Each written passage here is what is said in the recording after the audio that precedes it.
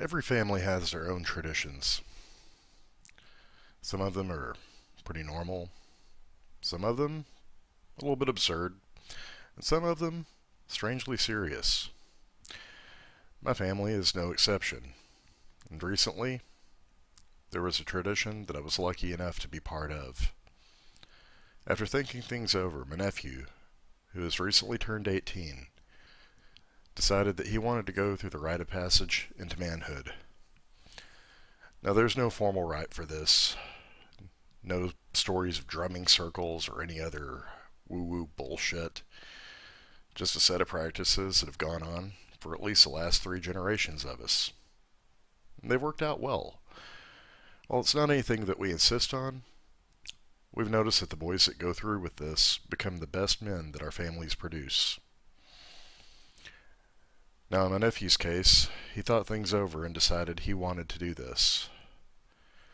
In that tradition, the young man leaves home for a year with no contact, no one to fall back on, no assistance.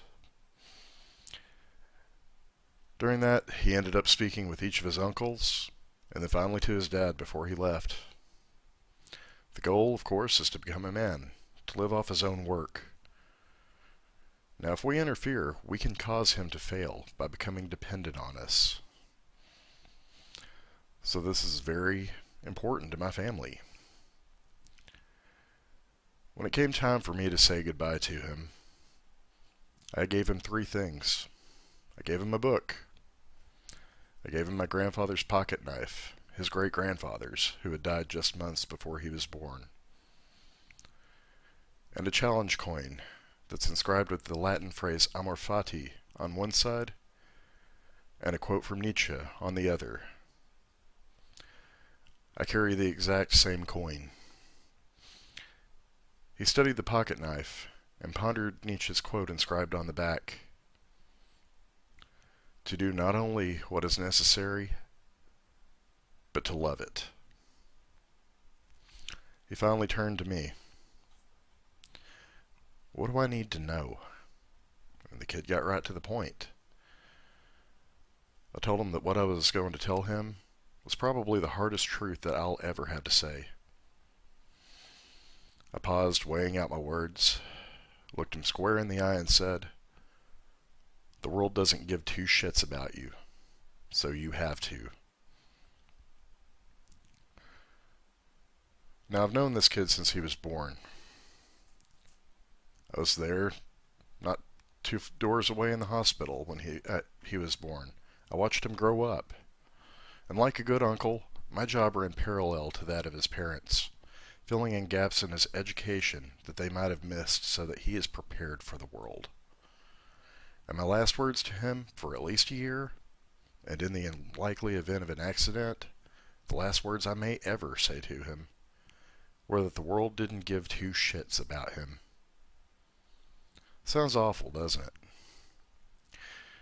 Well, those were the exact same words that my own dad said to me. But they're the most important thing that I ever learned at that young age. I care about my nephew. He's my flesh and blood, and in many ways, a younger version of me, and about the closest thing that I will ever have to having a child. Everything in me wanted to make this a squishy Hallmark moment and a hug on the way out the door. But that wasn't what he needed. He needed to know the truth. Now, he didn't go into that moment unprepared. This was not news to him.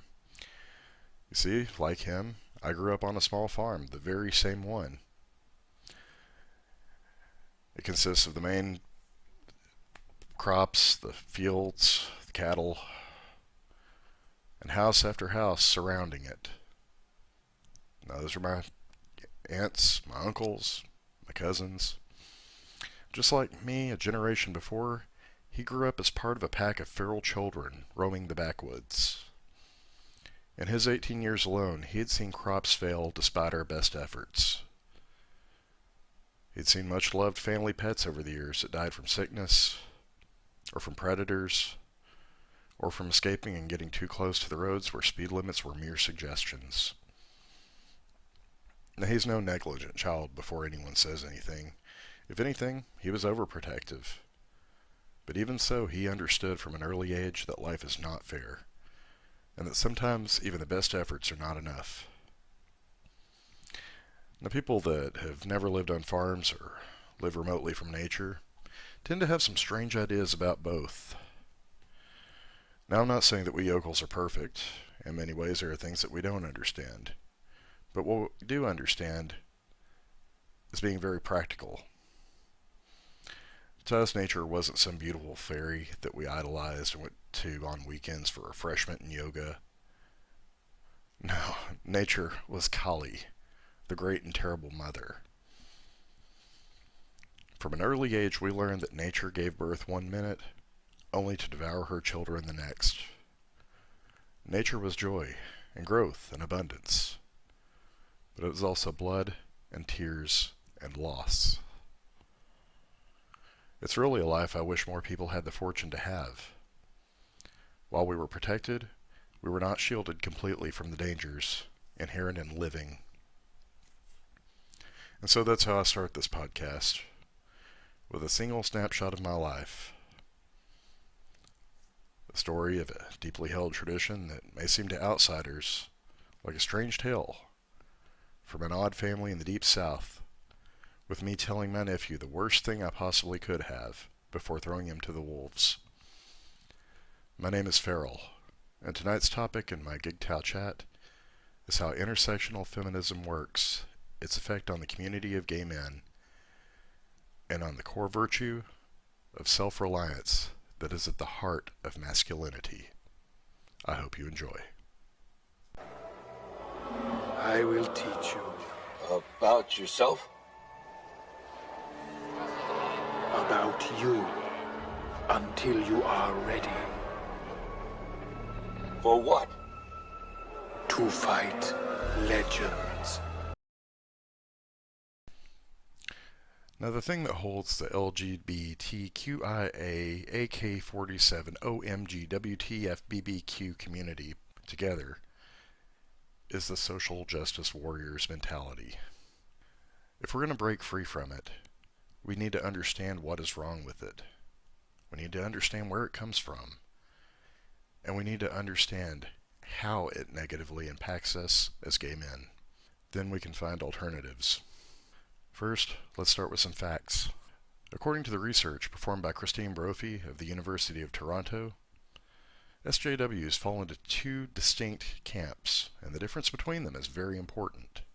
The first camp she refers to as PC authoritarians. This group makes up the agitator portion of the social justice movement. Typically, this group has a low verbal cognitive ability and a high interpersonal disgust sensitivity. Now, among its many other uses in keeping societies alive, disgust is one of the prime vectors that societies use to transmit their norms. And typically, the content of these norms are passed from the parents and not from an adequate understanding of society.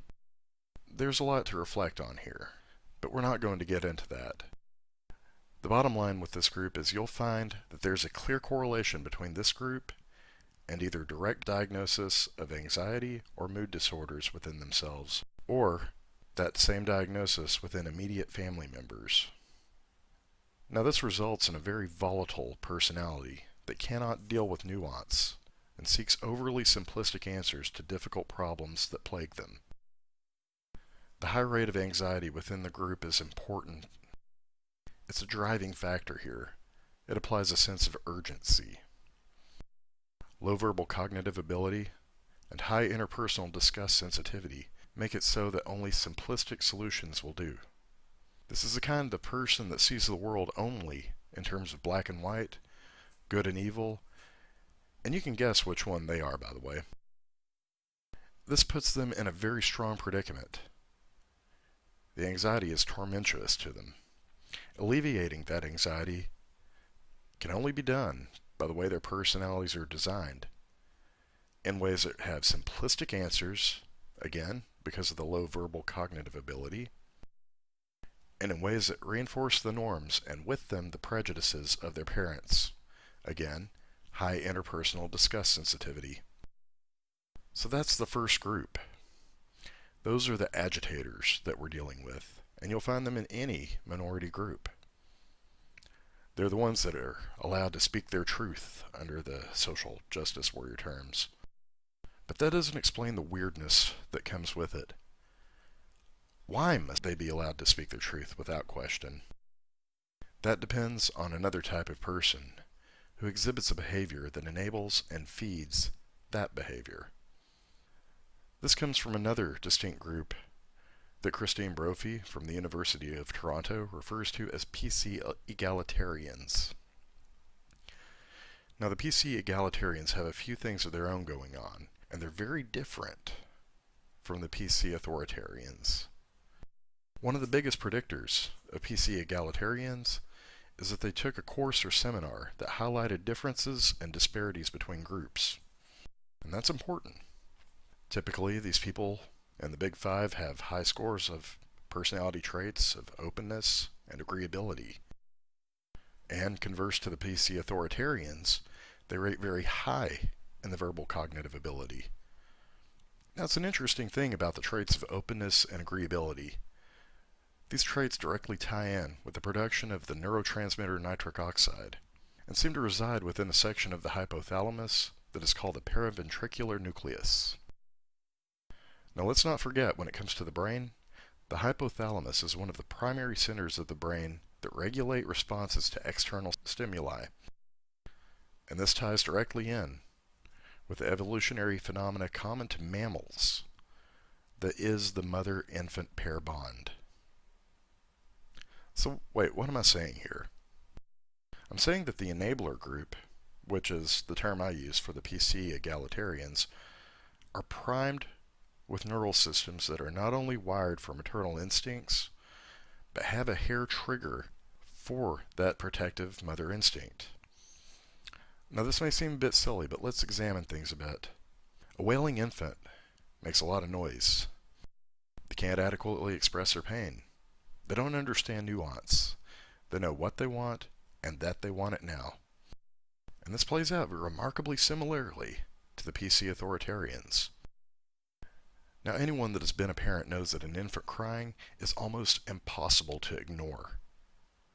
It's like a bullhorn specifically tuned to activate the mirror neuron system. Parents, especially mothers, are geared to do anything possible to remove the perceived threat from the infant. The enabler group of SJWs are the exact same way. Their high scores of agreeability mean that their paraventricular nucleus, again, the seat of the maternal instinct, is already primed for taking care of a baby. Their high degree of openness make it very easy to identify with someone outside of their normal group. The outsider group's expressed pain unwittingly hijacks the hair trigger version of the paraventricular nucleus by way of the mirror neuron system, and bam! We see the enabler group behave toward the agitator group in a way that is consistent with a mother dealing with her infant. Now, keep in mind, this hijacking of the maternal instinct is not new. You may be familiar with another, less extreme version of this effect. How many of us have adopted an animal from a completely different species and behave as if they're members of the family? Quite a few of us, I dare say most. Now, here's a fun fact for you. Cats do not typically vocalize to one another once they've reached adulthood. It's a behavior that they adapt to get humans' attention, and if you've ever heard a Siamese cat cry, you'll notice how remarkably close it sounds to the cries of a human infant. This is not by accident. They are doing it because it gets our attention. Now, you'll notice that when women go into motherhood, certain behavioral changes occur. Especially with new mothers, the brain sends out a set of marching orders. There's often an overwhelming urge to protect that infant at all costs. Everything in the house must be child protected. Rigorous hand-washing rituals for any outsiders that want to get close to the baby. Extreme distrust of potential threats. It's interesting to note, though tangential to this discussion, that often there is an absolute aggression that is directed toward the father himself simply for his perceived inability or assumed unwillingness to care for the child, despite every indication otherwise. Commonly, new fathers report that they're often treated like second-class citizens, if not as an outright threat themselves. And this may tie in with the clear misandry that is expressed in intersectional feminist circles. Now other things happen too, but while all that is firing across the maternal brain, a curious effect is that the anterior cingulate cortex is shut down when dealing with the infant. This is the part of the brain that allows us to question the motivations or effectiveness of ideas of those that are part of our in-group. A person that has been accepted by the brain as an infant, such as the agitator group, is instantly able to shut down that critical element that is utilized by normal adult interactions. And there's no trying to it. It just happens. As far as neural circuitry is concerned, there is little difference between "my child would never lie about that" and "always believe the victim." It also explains why the allegedly oppressed is never allowed to be questioned, why we must believe them unilaterally, and why countering thoughts must be shot down. So as you can see, that explains a lot about SJW behavior.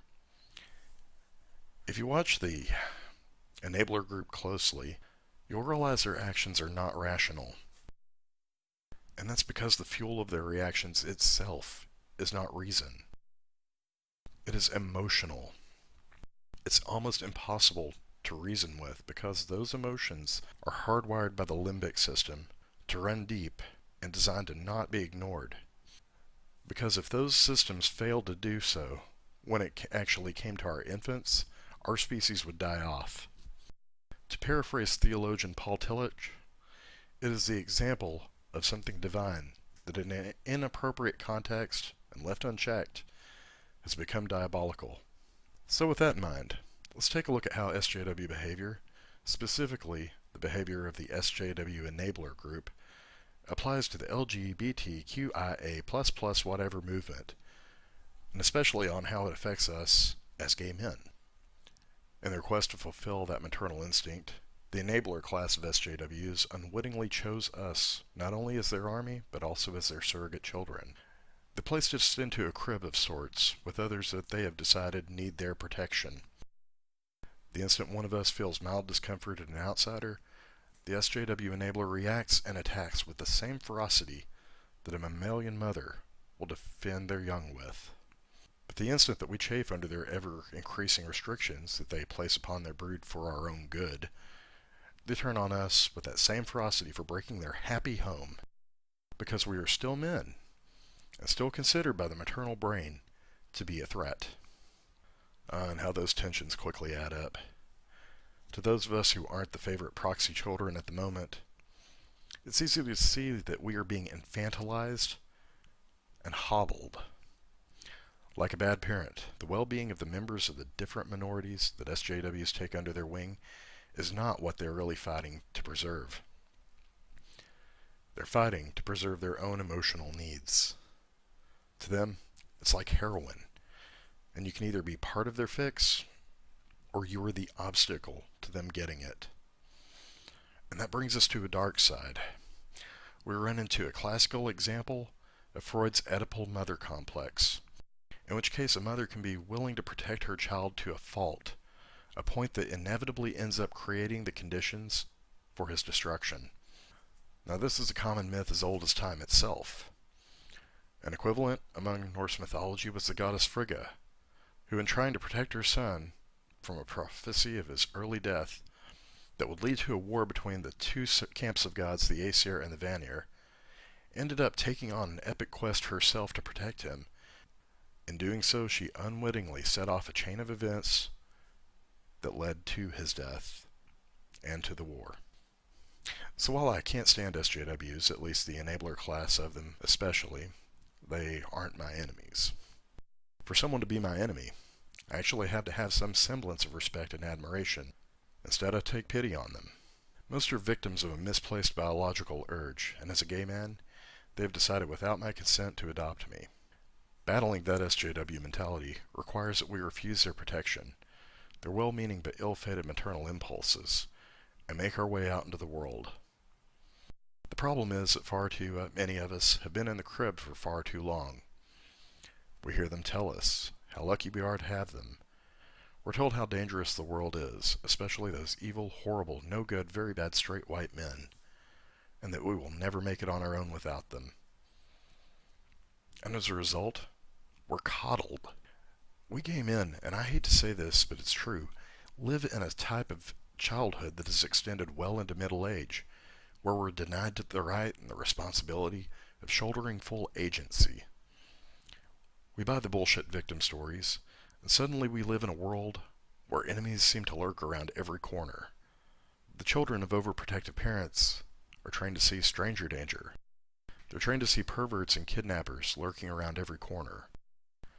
We're likewise trained to have a hair trigger in spotting homophobia, and with it, bigotry. That force has forged such diverse groups into LGBTQIA, OMG, WTF, BBQ, EIEIO, and sometimes Y community. That force is nothing short of the maternal instinct gone wild. And it has some parental lessons of its own that draw some ominous parallels. An overprotected child is not permitted to compete and lose, and it's assumed that the other kids are cheating if they do. The other children are scolded, they're ran off, and the losing child is reassured of its superiority while losing any potential that he had to compete as equals and gain self-respect and the ability to lose to peers gracefully. Likewise, a gay person is not permitted to compete under his own merits. Should he fail, his tactics are never to be considered at fault or adjusted. His loss is squarely blamed on the privilege of his rivals. It's because a bigoted society is out to get him. It's never because of his own role. It's never up to him to reconsider his methods or his actions and how those affect him. Now, just like an overprotected child, gay men are deprived of the ability to strive in the face of loss, to modulate their emotions and manage their own behavior so that they can reach their fullest potential. Now, I know this sounds harsh, but let's look at some facts. Straight men also have problems, especially those raised in single mother households. And those of us that are part of the men's movement are acutely aware of these issues. We have those same issues in the gay community, and in many ways, they're magnified. We too face issues of isolation, of estrangement from our peers. We have trouble forging strong relationships, let alone maintaining intimate ones. We look for validation not in our strength of character and the product of our hard work, but in our looks, our desirability. We often mistake criticism for outright hostility, as I'm sure many of you are now. We're afraid to strive. We slave away in dead-end jobs doing the bare minimum, and we become bitter when we've accomplished nothing. We cling to abusive relationships out of fear of being alone. We're afraid to set standards and maintain healthy boundaries. We turn to alcoholism, or drug addiction, or risky sex to find the solace or excitement that we are wired to crave, but forbidden. It is said that the worst prejudice is the prejudice of low expectations. And our expectations of ourselves are quite unrealistic and low. Under the protectionist attitudes that run, foster, and bind the incessantly extended LGBTQIA++ movement, gay men are suffering. We are drowning in a sea of estrogen. We have an overload of anima, but not nearly enough animus. Certainly, some of us have done better than others, and the degree to which we have done better all have one thing in common: self-reliance. That's the opposite of what the SJWs want for us. Their beliefs and their strange biology require us to fit into only one type of relationship: the dynamic of a parent to an infant. Personally, I want more than that for myself. And I want more than that for gay men as a group. Straight men built entire civilizations, all while balancing their obligations as fathers. A good number of us don't want to be parents.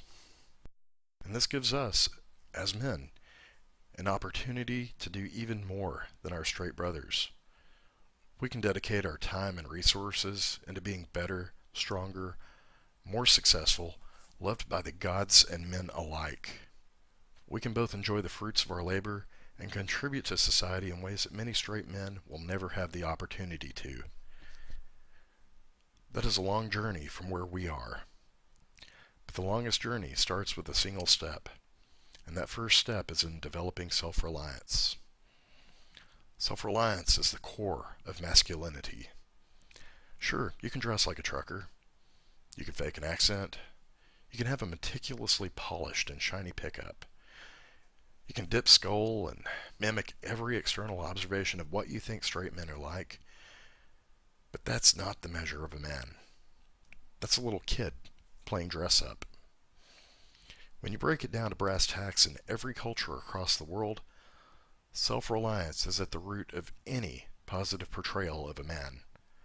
And the parenting style of men differs from that of women because it encourages self-reliance. Usually the tension between the two, between the mother's embracing, protective, anima essence and the father's encouraging, emboldening, animus presence, tends to the safety of the child, but without crushing his independence. In my research for this podcast, I found a cheesy film from the 1950s. It was intended for teenage boys on their way of growing into men. I think it applies here. In it, a kindly but gruff teacher helps to instruct a young man wishing to become more self-reliant. The teacher gives him a typewritten card with 4 bulleted notes on it. Those notes themselves taken from Ralph Waldo Emerson's essay on the subject. Now I have a copy of this card taped to the panel above my desk for reflection. The 4 bullet points on that card are as follows. Assume responsibility. Be informed. Know where you're going. Make your own decisions. These all reinforce the point that I'm trying to make to men. You are the prime mover in your life. In assuming responsibility, we have to politely but firmly reject the SJWs' idea that society is there to look out for us. And we have to make it clear that the agitators in our ranks do not speak for us. Certainly, there are law enforcement officials, paramedics and the like out there, and bless them for doing their jobs. But the fact is that crimes still happen against people. The ability of these first responders to do their jobs is important, but even they are not gods. Their ability to respond to emergencies is taxed, and there is quite a degree of luck involved. Now, while it's in society's best interest to protect one another, the prime responsibility of self-protection does not belong to society. It belongs squarely on the shoulders of the individual. If we are truly concerned about our safety from bigots, then our dominant strategy is to be less appealing targets rather than hope that society takes pity on us. There's an old Tibetan story. In it, 2 men are complaining about the rocks and thorns on the paths that hurt their bare feet. The first says that his solution would be to cover the entire world in soft leather. Then it'd be a pleasure to walk. His more practical companion said, well, that would take a lot of leather. How about we just use enough to cover our own feet? And that is precisely the attitude that we must take up, simply because it's the most realistic. We can't make the world into something perfect for us. It would take all kinds of effort, and it may not even work. But what we can do is we can adjust ourselves in ways that allow us to thrive. We can start with not putting ourselves unnecessarily in risky positions. We can make ourselves into less appealing targets by making our bodies strong and learning how to defend ourselves. By learning to not provoke or let our mouths write checks that our fists can't cash, we have the bigot problem solved there. We can deepen our relationships by making them meaningful. We can either passively hope that a relationship will magically turn out to be perfect, or we can take responsibility for how it goes. Are we choosing quality, or are we going for quantity?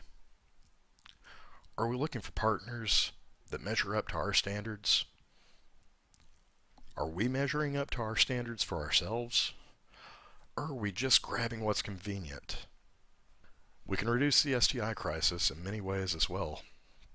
Certainly, public health initiatives have their place, but until we learn to tell ourselves to hit the brakes, to know what we're getting into, and develop the self-discipline to say thank you, I'm just not feeling it, those initiatives will be limited and ineffectual at best. Now, in fairness, I'm not picking on sex here, and I'm certainly not equivocating gay sex with disease, and I'm under no delusion about us waiting until marriage. But what I'm saying is that your sexual health is nobody's responsibility but yours. There's not a single portion of a man's life that is not rarefied by self-reliance. Nothing is absolute, but an ambitious man willing to put forth the hard work will likely climb up the ranks into his chosen career. A man that looks only to himself for approval, and to those who knows to be good men, worthy of his respect, will find validation in his existence that no amount of pride parades will ever match.